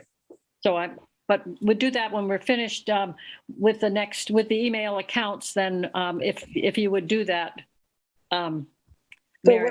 it's not on the agenda, so I don't think that we can, but we could do it by email. Well, it is on the agenda because it was part of the treasurer's report. Well, that was a long time ago in the meeting, though. I don't want to. If everybody's okay, we'll backtrack that far. I'm okay with that. But that was part of the report. That was a request from McLean because of the grant. Right, but my point is that I think that we could send all the idea so that we could form that by email. I don't think that we would need to sit and discuss that for a half hour. Well, we don't need to. I just want everybody to know what they are, and then you can send them out and say, send your amounts. Okay, I see what you're saying. I don't think I was understanding you. I thought you wanted to have a discussion and have items added tonight. Well, but yeah. I do recognize Aaron. Great. We could take this to both the HSU that maybe Dotso has good connections with and the Inc. people. Mm-hmm. Yep. I bet they would get into it. I bet they would. The Inc. people, I believe it was her idea. It was their idea to start all those murals in Eureka that have revitalized the city. Brilliant. And it was, probably free or something.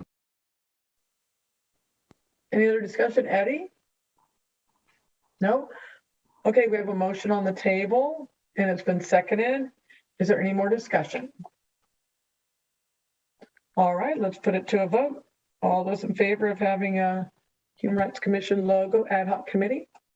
Aye. Dotso? Okay, it looks like it's unanimous, no dissents. All right, and it looks like it's going to be Dotso, Aaron, and Jim on that committee. Was that who I saw? I will. Yeah. I hadn't said that yet, but I will.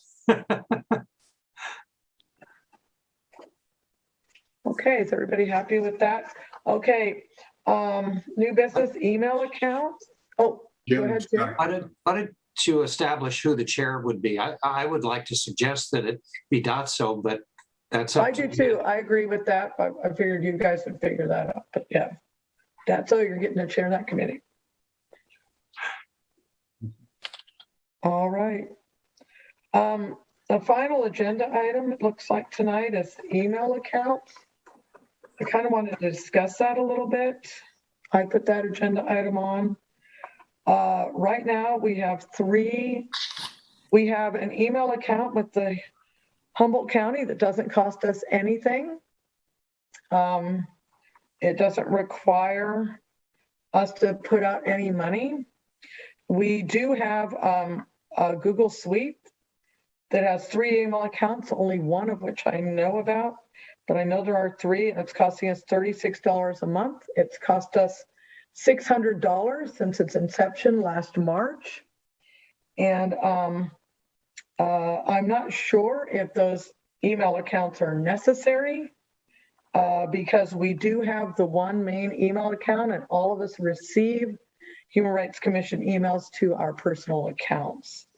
So I'm open to discussion about why we have them and what the 3 are. Eddie, maybe you could help clarify what the 3 emails are. And it seems like they came into existence in March, right when the shutdown happened last year, but I'm not sure what's going on. So Eddie, clarify.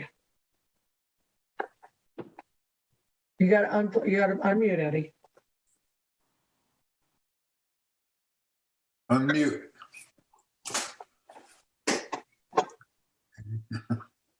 No, Eddie, you're muted.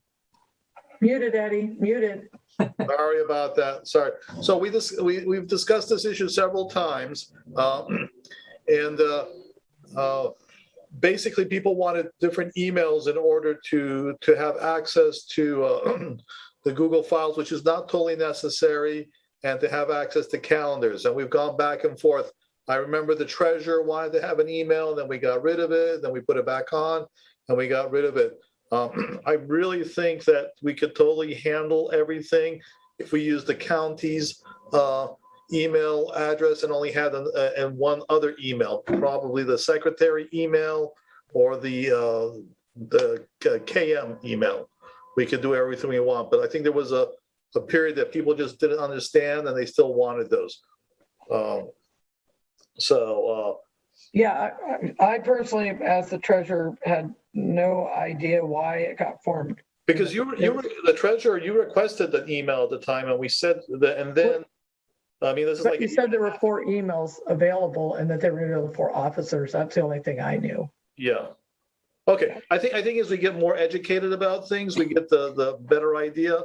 But my recommendation all the time was that we only had one, have the HR, which would be forwarded to people's emails, and that was a sticking issue, because to have it forward to whichever email we want, and then have one email so we can give access to people's to the shared documents, and then and do the other things that we do. Okay, perfect. But there's no website or no in that Google Suite, the human trafficking is a totally separate entity from that Google Suite, correct? Yeah, that Google, yes and no. Because what the committee, and I'm using my memory, so if I get something wrong, it's not intentional. The committee, and we're talking about 2 years ago, a year and a half ago, wanted to support people like the human trafficking webpage. So they created a site we created a site in order for them to create their own site. And then once they created their own site, they paid for itself. But the other thought was that way we could connect these things. And so we do have a site where things are connected so we can push them forward.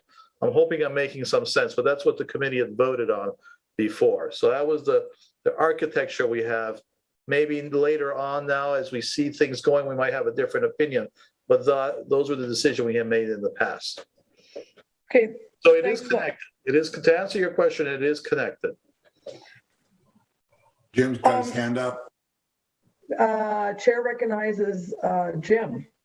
Well, it's actually a question. I'm very much in favor of getting back to the original email communication for the commission. But what is it about KM or the secretary email that we could not do with the county provided system? That's what I would like to understand. We have to have a email in order to have our shared documents.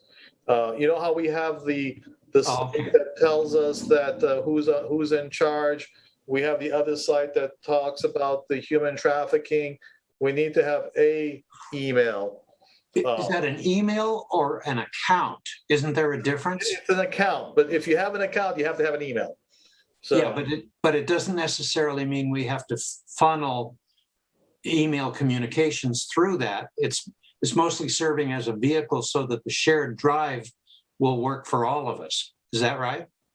Yes, because what we originally wanted to do was, because we switched positions, we switched things. So we had a centralized area where everything would go in, and then originally it would be the secretary, and then we could automatically send the other information to other people, to other members. So if somebody comes in or comes out, we always have a centralized location, and that's how we can keep our information.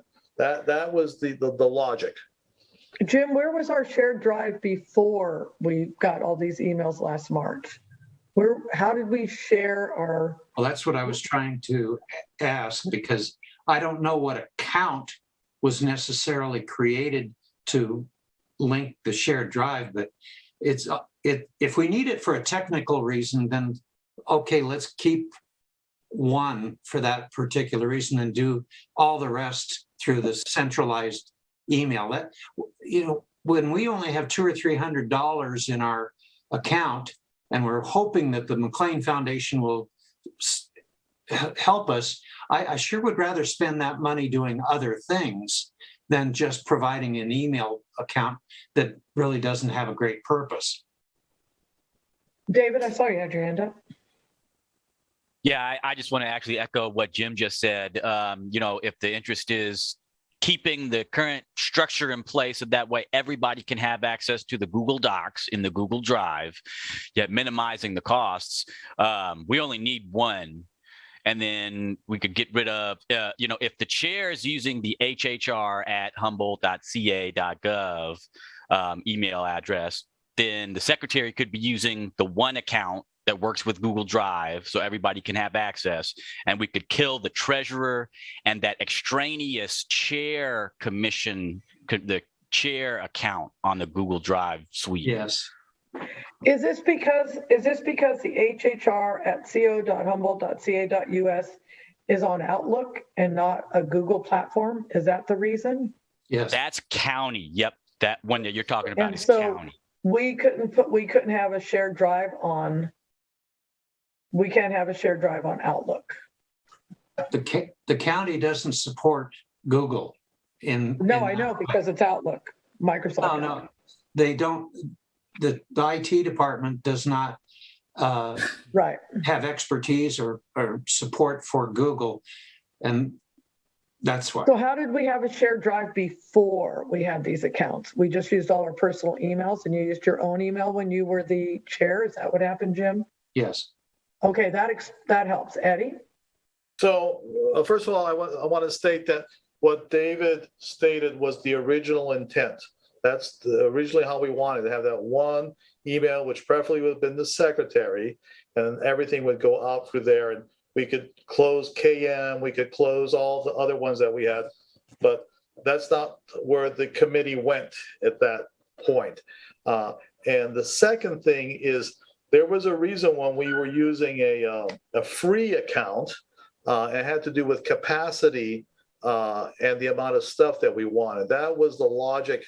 Like I said, I'm going back in history right now of why we went to thing. And the original recommendation is one email, one Google email, and then we use the county one. And then the county one is forwarded to the Google one, which the secretary has, and then everybody else just has their own email thing. But the Zoom, all that stuff, we connected to different things. So that's why we are where we're at right now. Yeah. Totally agree. $600 is too much money. We should go back to that one Gmail, one HR. Okay, to be clear, if we're talking about one email account, that's $144 a year. So I think that we would want to agree as a commission that we want to use, because we've gotten money from McLean Foundation, but we don't normally have donations just rolling in.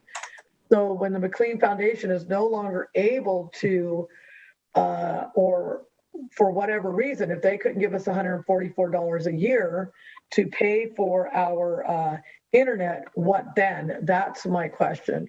Is like, how does this maintain itself moving forward? Do we put it in a budget request to the Board of Supervisors? I mean, what suggestions can we come up with it? Because we're going to keep this email going, and then how are we going to pay for it? We don't have a regular budget coming in all the time. Eddie first. I'll be really quick. I also want to remember that our Google, our videos, YouTube. We have our YouTube, which we connect to our Facebook. That's why we also have that Gmail account. And so when we were connecting with Access Humboldt, that's how we do it. So if we still want to continue that digital accessibility, that's why we made that decision. And we couldn't do that through HHR or at CO. Okay. And I don't think so. I don't think so, no. Could you look into that, Eddie, since you were on that committee at that time, so that we know moving forward, for the next chair to know how all these different things are connected, what email account are they using? Facebook and Access Humboldt and everything. Could you figure that? Give us a list of that. Are you responding to what I'm saying? Yes, really quick. There's a sheet in our Google Drive, right, that has all the different emails and what they're supposed to do and the passwords that you have access. I'll send that to you. Thanks, Eddie. And the secretary has access to that too. Okay, Bird. Well, I'm just, if we are going to have something that we send to McLean, then we add that 144 per year, because they will do a grant that's maybe a 2-year. They might give us 2 years to do it, even 3, as they did with this last one. I don't know, but we need to put that in, and we could maybe even I say. would put in 200 a year. Right now, we're spending 432 a year. Well, but that's when I'm going to give all this to David to send out to everyone.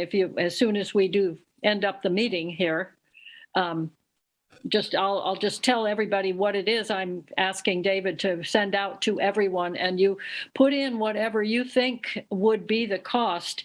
This is the kind of outreach that McLean is interested in helping us do. So if we have the media stuff that we need for outreach. We apply for our own grant with Humboldt Area Foundation too. Well, McLean has been really very good about this, and Denise did say to get it to her, and she would continue that for this year. We need to send bills, and then we can apply again for next year. All right, thanks for that clarification, you guys. It was just it's been a muddled mess with the county trying to get all this figured out for me to explain to the tech crew at the county. Eddie? I'll be really quick. A lot of the reason where we're at right now was in the spirit of our digital accessibility and getting connected with other people. And that was why we got involved in a lot of things. But I think we should go to original David's thing of the one email and the one Humboldt County email. Okay, and Eddie, between you, David, and I will figure out which one that is. I think I'm not sure. KM was what was being. Okay, David, Jim. Oh, if KM is just it's just a way of linking everything together. It's not an active type of email, not like the county Outlook would be. I wanted to ask one question, and just so I'm absolutely sure, $144 is the total that we would be putting out? That's the total minimum for one email account. Well, a minimum is different than a total. That's a total minimum for one email account. Right now, we're paying $36 a month for 3 accounts, and we're paying $12 a year for the Human Trafficking Fund website. So $432 a year for the 3 now. I don't know if there's a minimum they add to it, but I believe that it would be $12 a month, $144 a year would be the minimum. So I would budget $200. Maybe I could ask the question a different way. What's the maximum we're going to spend? Not the minimum, but the maximum we're actually going to spend. Is it $144? If it is, I'm on board with that. If it's 144 plus something else, then I'm not so sure. Eddie? So yes, it's 144. The only way I could see us spending more if we use more space, that more in our drive, but I really think that's very unlikely. I mean, unless we decide to put a movie in there or something, I don't see that happening. And so that would be it. And then yes, you have those, like we supported the site, and that's the $12, and that's for the address. So we have a couple of addresses in there that we might want to drop, but and that's $12 per year. Did we have to pay for our Zoom account as well? Yes, we do. And how much is that a year? The treasurer would know better than I would. I forgot. It's at $14 a month or something like that. But we got the yearly rate. So it's 144, something like that. Don't mark my words, but it's something around those numbers. And I think all of that is in our shared drive in the treasurers. I just wonder if the county can support some of this, is all I'm saying. We're a commission, and if these are required things that we need to perform our duties as a commission, why we can't bring this up with the, I know Bird's laughing. Is it out of the bounds of reason for us to talk to our supervisors and say, we can still ask. try, but we just have never gotten it before. We've tried. well, we weren't in COVID before. We need Zoom meetings now, and we need. Well, we can try. Yes, try. Okay. Jim or David? I'm not sure who went first. David, you go.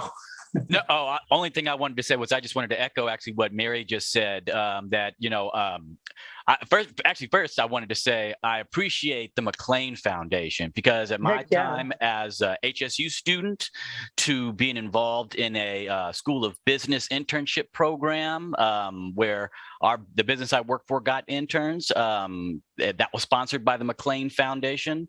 Up through now, the McLean Foundation still sponsoring important work around here. Thank you to the McLean Foundation for all that they do for the community. And I just agree personally with Mary. I think that rather than putting this encumbrance on the McLean Foundation, which I'm gracious for, I think the county should be providing some kind of an annual budget for this Human Rights Commission. I may be wrong on this, but from my understanding, there are other committees and commissions in this county that actually do have a budget and pay people in on these committees and commissions to do some of the work that we do. So it would be great if the Human Rights Commission, which has been around for a long time, could get that same kind of support. We can try again. I'd like to move this to, I don't know what to move it to talk about it again, bring a report back next month. Where would I put that in the agenda, Jim or Bird? That's money under the treasurer's report. Okay, well, let's move it to there. But for the sake of time, we're at 7:01. And I think that we could talk about this till we turn blue in the face. Jim? I was ready to make a motion that we adopt the what we were discussing. I don't know why that would take too long. I'd like to be my own personal opinion. I mean, in response to your proposal, is that I don't think that we have one ready yet, because we don't know indeed what we need. We need to know what it's going to cost us a year to have Zoom, what it's going to cost to have. Excuse me, the agenda item is emails, not Zoom, for one thing. Email accounts. So go ahead, put a motion forward. Bert? Bert has. I would like, instead of that, Jim, I would like to go through the things that we've talked about that need to be in our budget and have David send that out to everyone. And you put on that what you think something would cost. And then we discuss it as an item in September. So if that's acceptable, I've made all these notes. And so, David, are you ready? Hold on one second, Bert. In response to you, Jim, I do believe that I think that as a commission, we should decide to just drop down to one email account. Does everybody agree with that? That's what I was going to propose. Right. I don't think that is I don't think that's an action, because the email accounts are already there. We never moved to have the email account. So does everybody agree to drop down to one email account? That's kind of the question. Yes. Yes. And Eddie? So I think so we need to decide, and I recommend that we put it under the secretary, which was the original intent, the power and everything like that. Just for the record, KM stands for knowledge management. So it's going to take a little bit time to, like the YouTube account, all that stuff, to align it so it all fits under that account. I think leaving it KM is fine. It doesn't matter if it says secretary or KM. It does it. I mean, KM's the one that's already hooked up to everything. Let's just simplify our lives. KM is fine. And I highly recommend looking at the records that we have in the treasurer's account of where we spent these different things. I think that would bring a lot of clarity of what we spent in the past. I agree. Okay, I would like to, because this is our future agenda item that you are proposing right now, Bird, and this is where you are going to read what we need and create a future agenda item out of it. Okay, these are proposed expenses to present to McLean before the end of 2021. The first one has to do with the logo, prizes for a contest. The second is publicity for that contest. The next issue is the survey, the Human Rights Commission survey that we talked about. Money possibly for media collaboration, for some publicity for it, for perhaps a stipend for a tech person to develop the survey, and possibly a stipend for someone from HSU, student or staff, to collate and analyze the survey for us.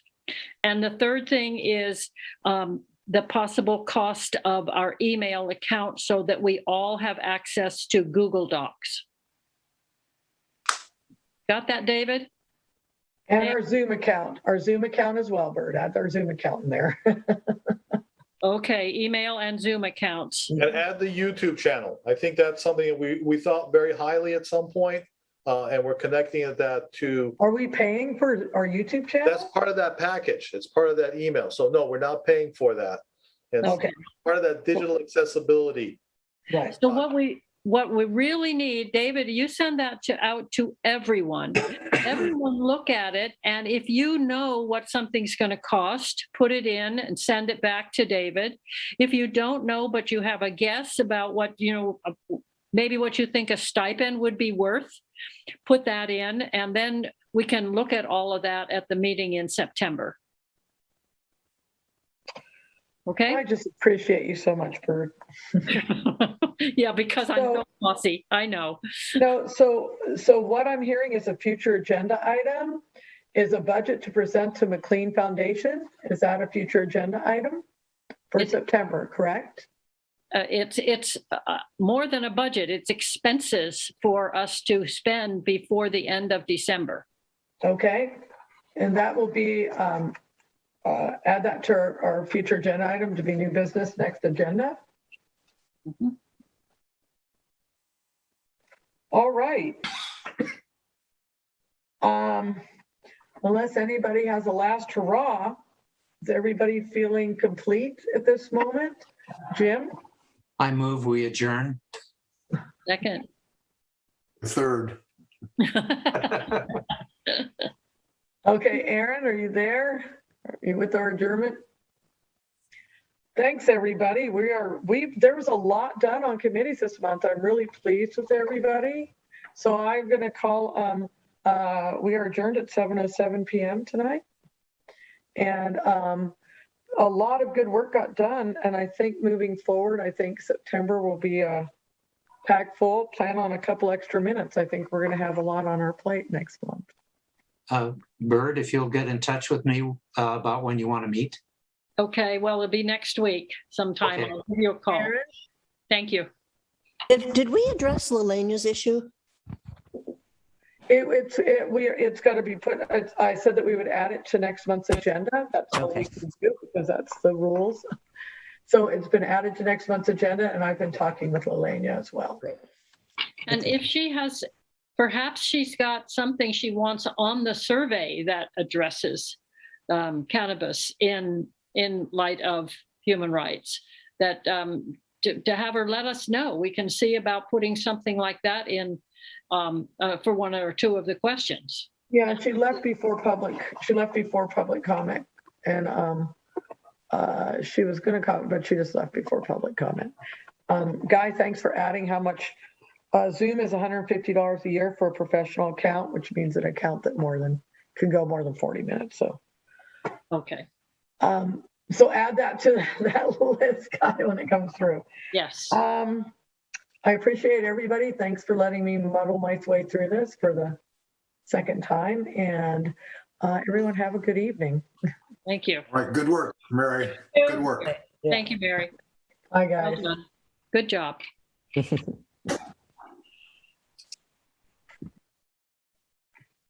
All right. All right, I'm stopping the recording. Thanks, Eddie, and thanks for all you're doing to facilitate everything you do. All right. It's a complicated world.